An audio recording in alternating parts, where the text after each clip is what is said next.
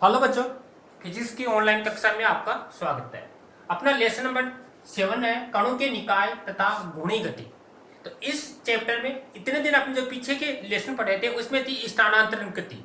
स्थानांतरण गति से संबंधित अध्ययन किया था। आज का जो अपना लेसन है इसमें गुणी गति अर्थात रोटेशन मोशन, वर्ताकार पथ में जो भी गतियां होती है उन सब गतियों का अध्ययन अपन इसी लेसन में अध्ययन करेंगे।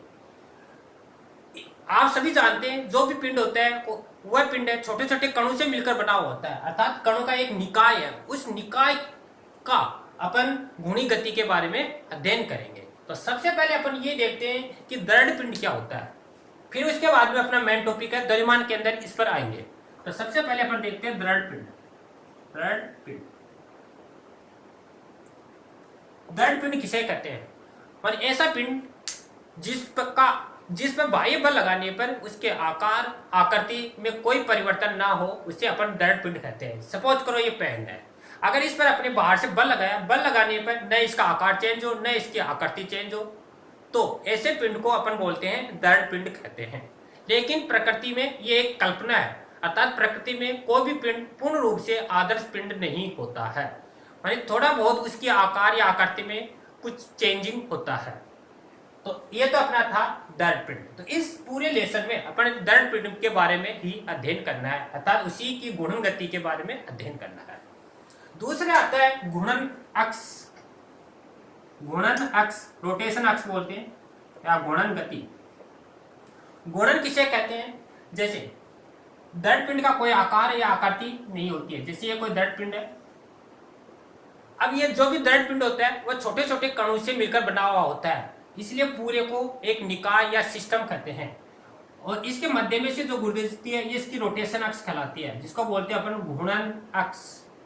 घूर्णन अक्ष कई कणों से मिलकर बना होता है, जैसे M1, इसका द्रव्यमान M2, इसका M3, है ना, ऐसे छोटे छोटे कण होते हैं। तो ये प्रत्येक कण है इसी दृढ़ पिंड के साथ में जो घूर्णन अक्ष है उसके साथ में ये भी क्या करते हैं? रोटेशन करते हैं, घूर्णन गति करते हैं। तो घूर्णन अक्ष किसको कहते हैं? मतलब जब कोई पिंड है, किसी पिंड का प्रत्येक कण है उस किसी एक निश्चित अक्ष है, उस निश्चित अक्ष के सापेक्ष घूर्णन करता है, तो उसी को अपन बोलते हैं घूर्णन अक्ष कहते हैं। तो ये इसकी कहलाती है रोटेशन अक्ष, अर्थात जिस अक्ष के सापेक्ष प्रत्येक कण वर्ताकार पथ में गति करते हैं वह घूर्णन गति कहलाती है या घूर्णन अक्ष कहलाती है। और ये इनका जो केंद्र बिंदु होता है वह आपका घूर्णन केंद्र या सेंटर पॉइंट कहलाता है। इसके बाद में अपन पढ़ते हैं, अब अपना मेन टॉपिक लेते हैं द्रव्यमान केंद्र।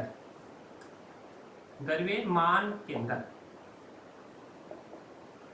इसको अंग्रेजी बोलते हैं सेंटर मास, CM से प्रदर्शित करते हैं। द्रव्यमान केंद्र क्या होता है? द्रव्यमान केंद्र के बारे में अपन देखते हैं। द्रव्यमान केंद्र क्या होता है? मतलब कोई भी एक पिंड है, किसी पिंड का संपूर्ण द्रव्यमान एक बिंदु के रूप में संकेंद्रित होता है, उसी को अपन बोलते हैं द्रव्यमान केंद्र। तो डेफिनेशन के रूप में लिखें कि किसी पिंड का संपूर्ण द्रव्यमान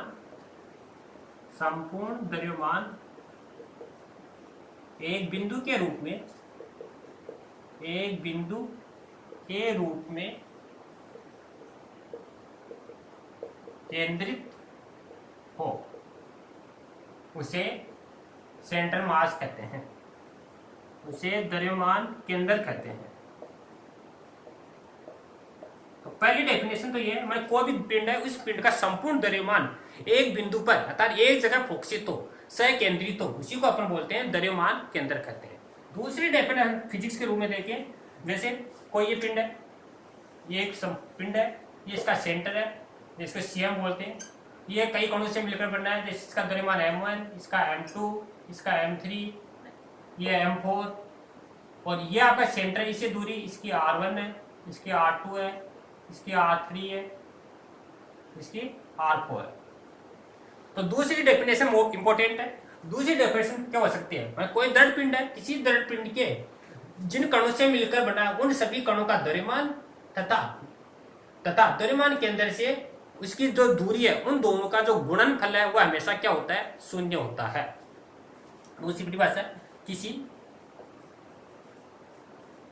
पिंड का द्रव्यमान केंद्र द्रव्यमान के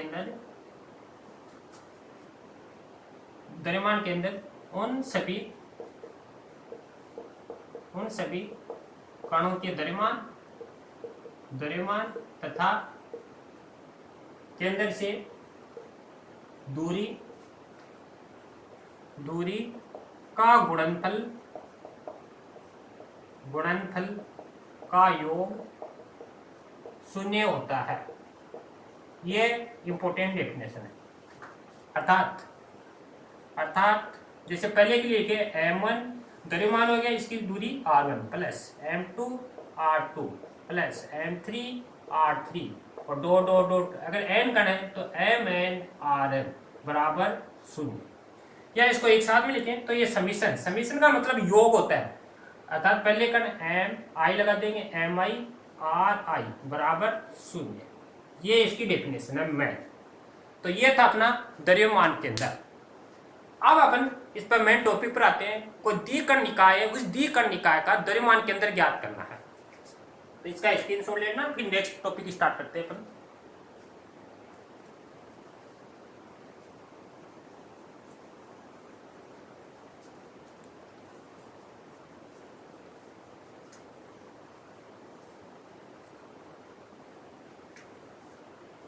चलो, तो अब अपना टॉपिक है द्विकण निकाय का द्रव्यमान केंद्र। मोस्ट है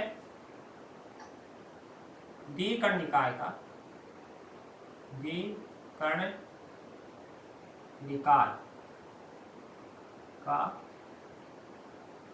द्रव्यमान केंद्र, जिसको अपन बोलते हैं RCM। ये अपन को ज्ञात करना है। मान कोई एक दृढ़ पिंड है और दो कणों से मिलकर बना हुआ है, उस द्विकण निकाय का अपन को द्रव्यमान केंद्र ज्ञात करना है। तो देखो डायग्राम बनाते हैं। सबसे पहले ये कोई एक दृढ़ पिंड है, ये इसकी अक्ष है, अक्ष, ये इसकी जेड अक्ष और ये वाई अक्ष। ये इसका सेंटर पॉइंट है, मूल बिंदु है। द्विकण का मतलब दो कण है। जैसे ये पहला कण है, इसका द्रव्यमान m1 है, ये दूसरा कण है, इसका द्रव्यमान m2 है। मूल बिंदु से इसकी दूरी है r1 स्थिति सदिश और इसकी दूरी है r2 ये स्थिति सदिश। ये इसका cm है, जिसको अपन बोलते हैं सेंटर मास द्रव्यमान केंद्र।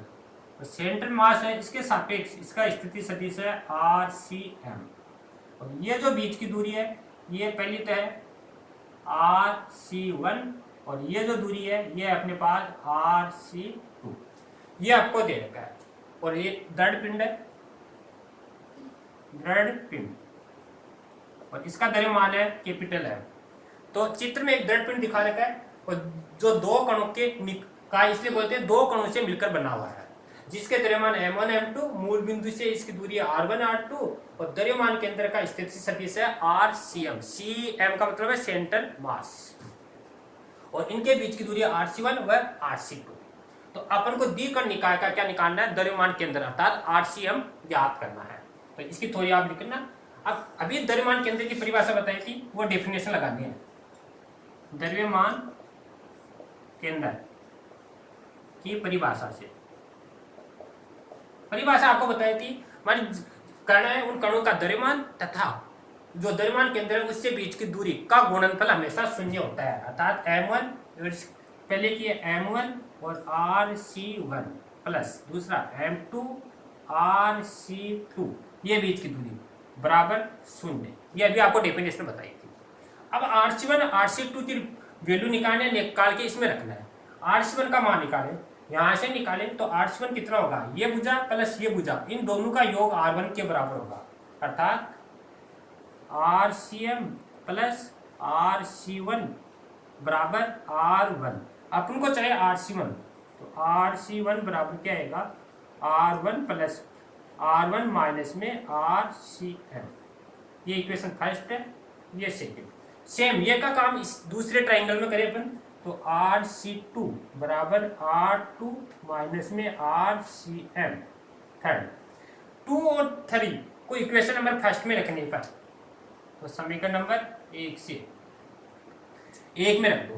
तो M1 यहाँ पर रखेंगे, R1 माइनस में RCM plus M2 R2 minus में RCM बराबर 0। M1 M2 है, M1 M2 की मल्टीप्लाई कर देंगे तो M1 R1 माइनस में M1 RCM plus M2 R2 minus M2 RCM बराबर 0। माइनस वाले हैं, माइनस वालों को लेफ्ट में ले जाएंगे तो M1 RCM minus M2 RCM, minus के तो प्लस के हो जाएंगे और M1 R1 plus M2 R2, M1 M2 RCM इसे कॉमन आ जाएगा RCM और ये बचेगा M1 प्लस M2 बराबर M1 R1 plus M2 R2।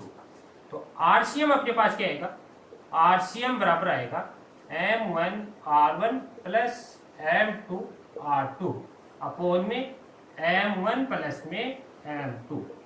ये अपने पास क्या आ गया, द्विकर्ण निकाय का द्रव्यमान केंद्र, अर्थात RCM बराबर M1 R1 plus M2 R2 upon में M1 प्लस M2। इसको टोटल के रूप में भी लिख सकते हैं अपन। अगर टोटल के रूप में लिखें RCM तो टोटल के रूप में समेशन भी लगा सकते हैं, I बराबर 1 से MI RI अपोन में समेशन MI। तो ये आपको टोटल के रूप में ऐसे भी ले सकते हैं। समेशन का मतलब यो, जैसे पहला पद देता है 1 1 M1 R1, दूसरे के लिए प्लस M2 R2, इसी तरह द्रव्यमान पहले के लिए M1 प्लस M2। तो ये था द्विकर्ण निकाय का द्रव्यमान केंद्र ज्ञात करना। तो इसका स्क्रीनशॉट ले लेना। फिर इसके बाद में अपन देखते हैं n कणों के निकाय का द्रव्यमान केंद्र ज्ञात करना।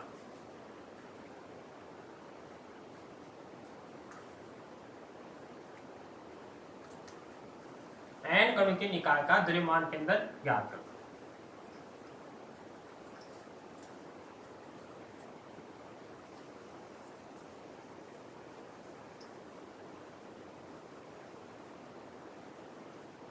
देखो नेक्स्ट टॉपिक है n कणों के निकाय का द्रव्यमान केंद्र ज्ञात करना।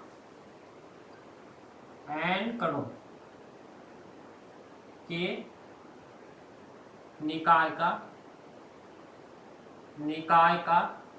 द्रव्यमान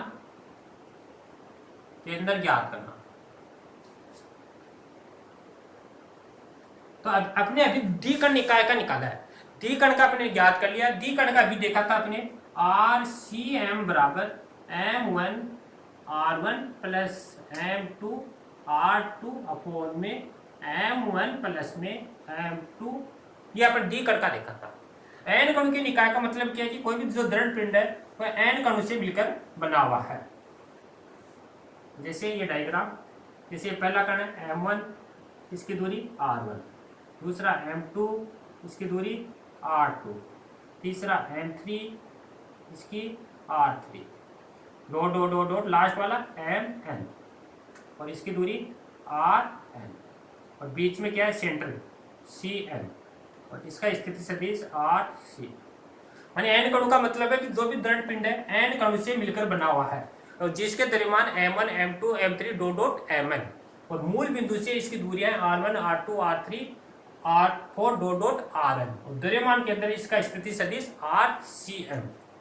तो अब अपन को कुछ नहीं करना है, सेम जैसे दो कण है तो दो आए, n कणों के लिए n कण लिखते हैं, यानी RCM बराबर M1 R1 plus M2 R2 dot dot dot dot MN RN upon में M1 plus M2 dot dot dot dot MN। n कणों के लिए ये अपन फॉर्मूला यूज में ले सकते हैं। और ये टोटल क्या है, ये कैपिटल M है और पूरे दृढ़ पिंड का कुल द्रव्यमान है। तो पूरा द्रव्यमान है M1 plus M2 plus dot dot dot MN। तो इसकी जगह अपन कैपिटल M भी काम में ले सकते हैं, यानी RCM बराबर M1 R1 plus M2 R2 और dot dot dot MN RN upon में M। या इसको समीशन के रूप में लिखे तो RCM बराबर समीशन MI RI, I बराबर 1 से लेकर n तक अपोन में समीशन MI। तो यह n कणों के निकाय का द्रव्यमान केंद्र ज्ञात करना। यानी यदि कोई दृढ़ पिंड है बहुत सारे कणों से मिलकर बना हुआ है, तो उस कंडीशन में अपन n कणों के निकाय के लिए द्रव्यमान केंद्र का यह फॉर्मूला यूज करेंगे। इसके बाद में कार्तीय निर्देशांकों के रूप में द्रव्यमान केंद्र का मान ज्ञात करना, अर्थात x, y और z अक्षों के अनुरूप। तो इसी में ये फॉर्मूला यूज में लेंगे और इसी के आधार पर अपन ज्ञात करेंगे।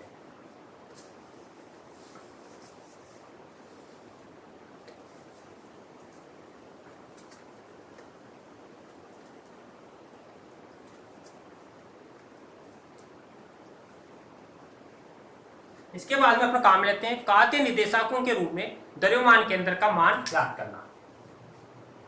कार्तीय निर्देशांक, कार्तीय निर्देशांक के रूप में, तो कार्तीय निर्देशांक अपने क्या होते हैं x, y और z, उसके रूप में देखना है। तो अभी अपने देखा था आरसीएम है, कार्तीय निर्देशांक के रूप में देखें तो आरसीएम इसको लिखेंगे अक्षीयम आई कैप प्लस वाईसीएम जे कैप प्लस जेडसीएम के कैप। इसी तरह R1 है, इसको लिखेंगे स्थिति सदिश को x आई कैप, जैसे 1 है तो 1 लगा देंगे, y1 जे कैप z1 के कैप। इसी तरह R2 को x2 आई कैप y2 जे कैप और z2 के कैप और ब्रेड डॉट डॉट पर n तक Rn को लिखेंगे xn आई कैप yn जे कैप और zn के कैप। ये सारी वैल्यू है, अभी अपने जो फॉर्मूला देखा था उस फॉर्मूले में रखनी है। आरसीएम बराबर था अपने पास m1 r1 plus m2 r2 dot mn rn upon में कैपिटल M था।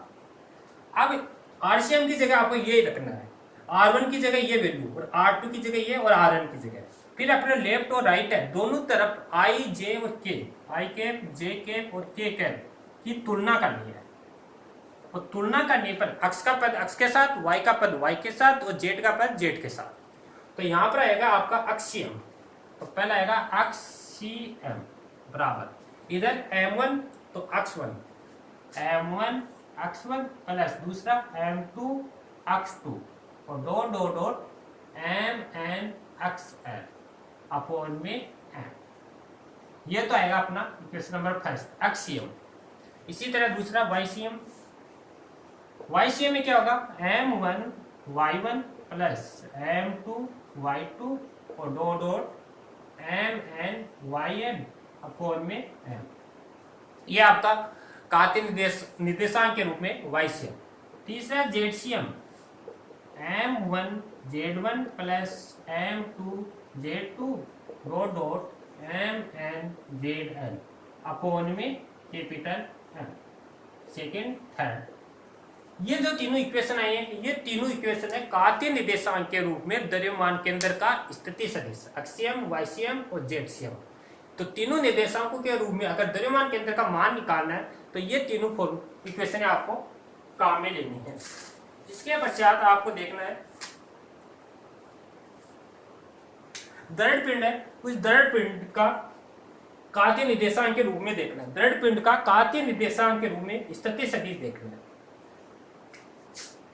दृढ़ पिंड का कार्तीय निर्देशांक अगर द्रव्यमान का मान बहुत कम है, अल्पांश के रूप में है, तो अल्पांश के रूप में तब आपको इक्वेशन ये काम में लेनी है। अक्षीयम बराबर m है 1/m, तब आपको समीशन न लेकर इसकी जगह इंटीग्रेशन काम में लेना है। इंटीग्रेशन का मतलब भी क्या होता है समाकलन अर्थात टोटल योग। तो इसकी जगह अपन काम ले 1/m x dm,